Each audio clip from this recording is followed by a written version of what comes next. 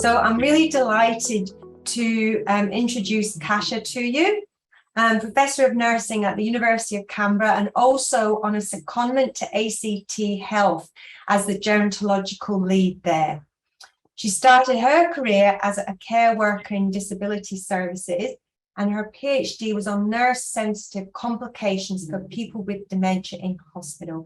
And such a topic is still relevant today. We are still trying to address those issues and still working hard to ensure that a person with dementia has a better time during a hospital admission. So Kasia, please you do your presentation for us today. Thank you.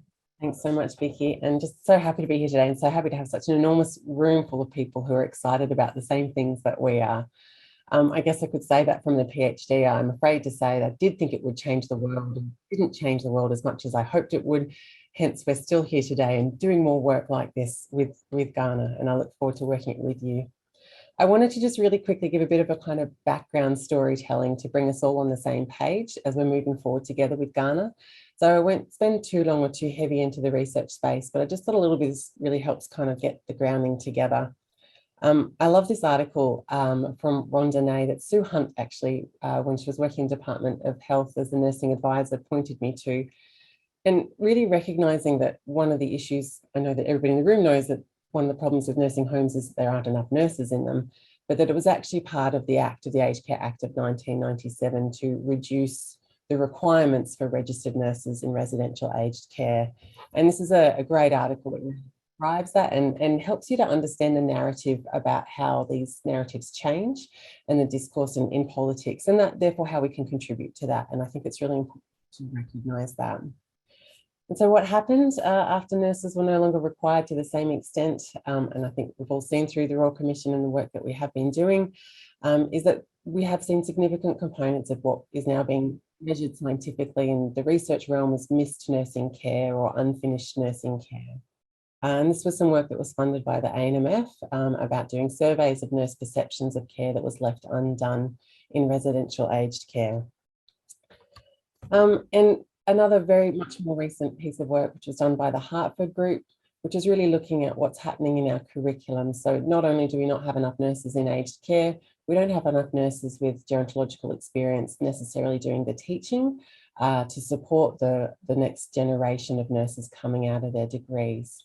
And so there's a couple of papers from that, and this, phrase, "Oh, older people, it's boring," that's the kind of phrase that you can hear even within academic circles, as well as some of our other colleagues, that's just, you might go to aged care to learn your fundamental cares and some essential rapport building skills and your personal hygiene management, but actually there isn't, more complex care, drip strains and drugs to necessarily be learned. And we all know that that's not true, but we need people with skilled communication and high-level clinical skills to be able to do that teaching, both in clinical spaces and in the academic realm. But we also need to demonstrate that this is a gap, and that's why we need the research to do so. And so I think that you all know that we're moving in this direction, or have been continuing to deliver person-centred care in these aged care spaces, but we need to continue to really reinforce that and bolster that with this recognition of gerontology as a specialisation within nursing. And one of the aspects of that is about demonstrating the impact that we are having on patients. And so this can be through using nurse-sensitive outcomes. I proudly share, although somewhat guiltily, because I'm actually missing this PhD student's supervision meeting right now to be with you, but she was able to collect data to demonstrate and analysed after-hours data between nurse staffing and adverse events, and demonstrated that there were increased adverse events, specifically falls and pressure injuries, where there were lower rates of registered nurses after hours. Now, this has been demonstrated in other countries, but we actually don't have any Australian data on this. And not even with the Royal Commission did we get primary data on this. And so I'm hoping that we would be able to get more access to more data to be able to tell these stories using quantitative findings. I would actually prefer that we don't find these findings, that we fix the problems, but it might be that we need to be doing this work to help tell these stories to make the differences that we want to see. So I think we all know from the Royal Commission that the conditions of work are the conditions of care. And this is something I just get into the habit of saying.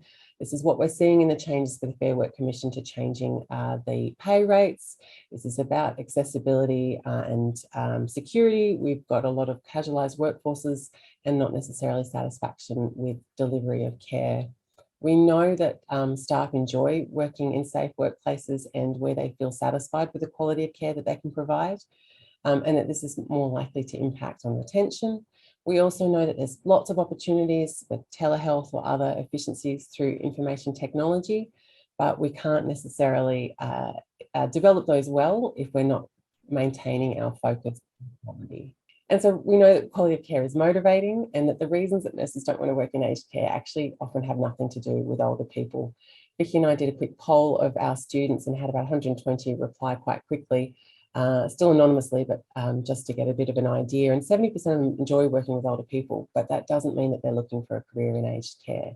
I think we need to really focus on the fact that 70% actually do enjoy working with older people, and then in really encouraging those 13% who are interested in YouGov programs in aged care to enrol them and then to keep them.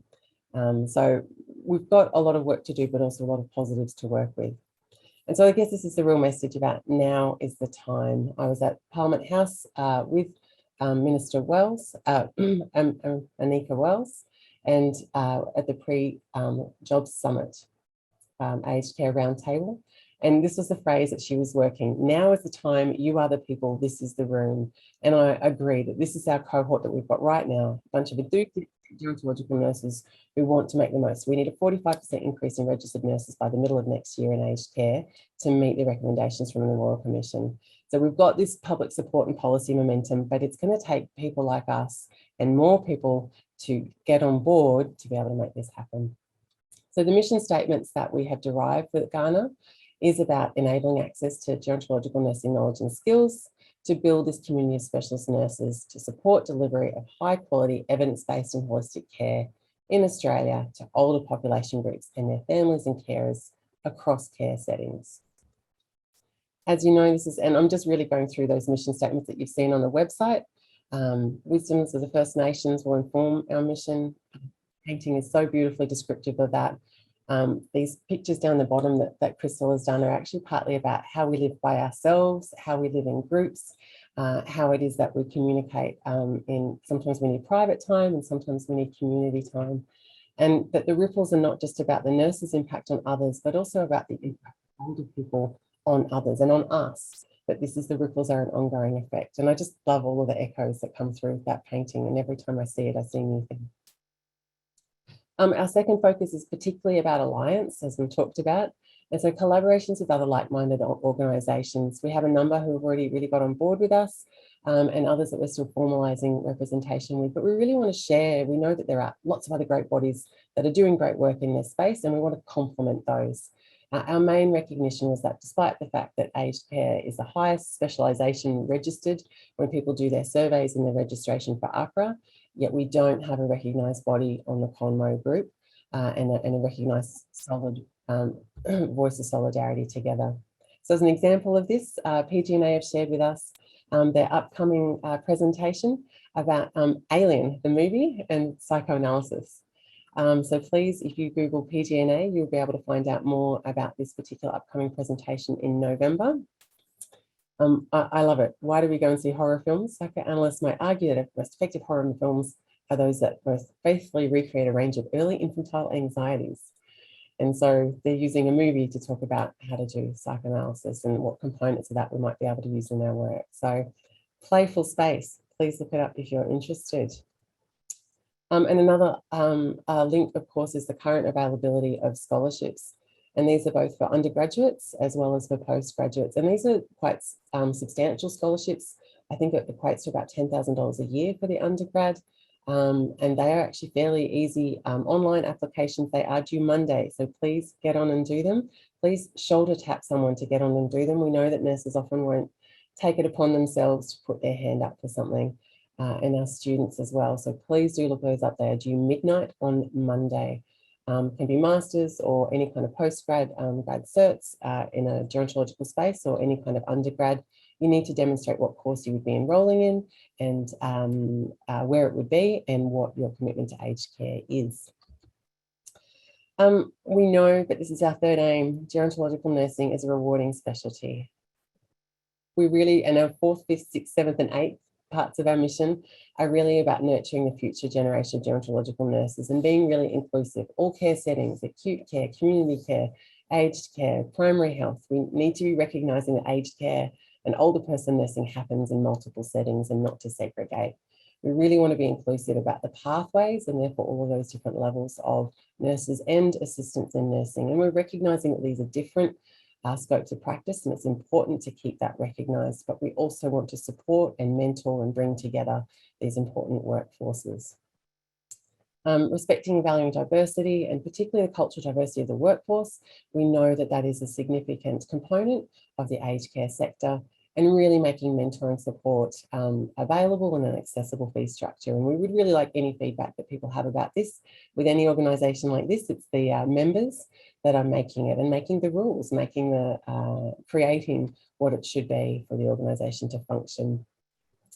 The 9th, 10th and 11th, I guess, about helping nurses meet complex needs of older Australians. And some of this is about policy developments, about inputting into policy, being available for consultation, having a range of specialists like the people in the room that we can go to when there's an issue that something's being consulted on, to be having appropriate, brainstorming and stakeholder response. Evidence-based strategies to improve quality of nursing care, increasing access to research. This is something Vicky and I have been working with. We know that people who are working in aged care and primary health don't have access to the hospital library that can go onto the journal databases to find journal articles for current evidence-based practice. And so we're relying on best practice guidelines, and sometimes even those can be hard to find. And so we would really like to use this group to try and increase that evidence-based accessibility as well as integration. And of course, the gerontological nursing competencies, which Vicky talked about. A huge one is advocating for the human rights of older populations. I do like to always use this meme. If you've seen me present before, I've probably used this one, because this will probably be also. Having the rights to be making decisions and distinguishing differences between supported and replacement decision makers and aspects for what we can and can't support people to actually do for themselves. Just because they aren't able to make financial decisions doesn't mean that they can't choose when and how to have a shower. We've talked about gerontological nursing career pathways and engagement and partnership between members and stakeholders. And so hopefully that's a nice suite to help us focus on for the next little while. And so, as I said, Ghana, this is the group of people who love this kind of work. Sometimes we hear that, aged care isn't sexy, or nobody wants to work in aged care, nobody wants to work with older people. It's not what nurses want to do. I know that people want to do this work, and I challenge anybody to never say that ever again, because every time we say it, we're extending that as a stereotype. So now is the time to really recognise in this nursing specialty, older people, complex needs, accumulated multimorbidities, accumulated life experiences, preferences and lifestyles, and that we need specialists in helping people to live their best with any impairments that they might have accumulated, and to manage those complex transitions and ethical and legal boundaries. And those enormous skills of communication, leadership and judgment that we know that you're using in practice.